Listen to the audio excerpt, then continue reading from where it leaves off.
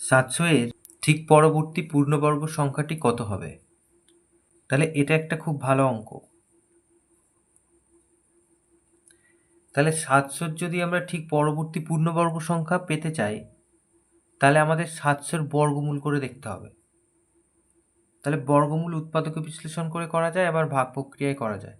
ভাগ প্রক্রিয়ায় করে আমরা দেখি বর্গমূল কত হয়। ভাগ প্রক্রিয়ায় করাটা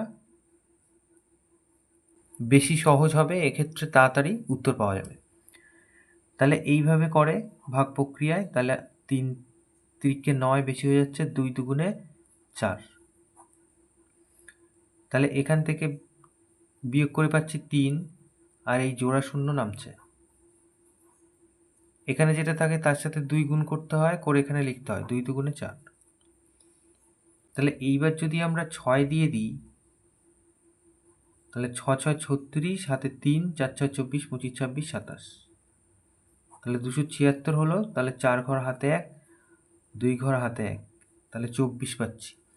তাহলে এই 24টা বাড়তি থাকছে, যদি 700 থেকে আমরা 24টা বাদ দিয়ে দিই, তাহলে যে সংখ্যাটা পাওয়া যাবে সেটা একটা পূর্ণবর্গ সংখ্যা, তার বর্গমূল হচ্ছে এই যে 26। তাহলে ঠিক তার পরের যে পূর্ণবর্গ সংখ্যা সেটা কত হবে না, এই যে 26-এর পরের সংখ্যা 27, 27কে দুবার গুণ করলে যা হবে তাই।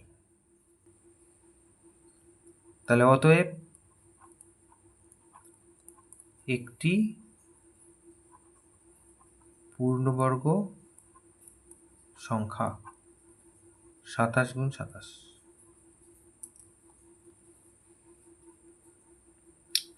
তাহলে 7 7 49, হাতে 4, 7 দুগুণে 14, 14 দুগুণে 28, 28 আর 4 32, হাতে 3, 2 দুগুণে 4, 5 6 7, 729।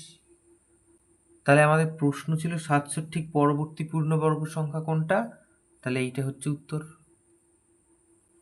তাহলে আমরা লিখে দেব, অতএব 700 এর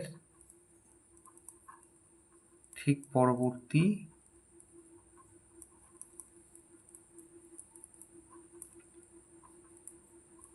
পূর্ণবর্গ সংখ্যা 729, এটা উত্তর।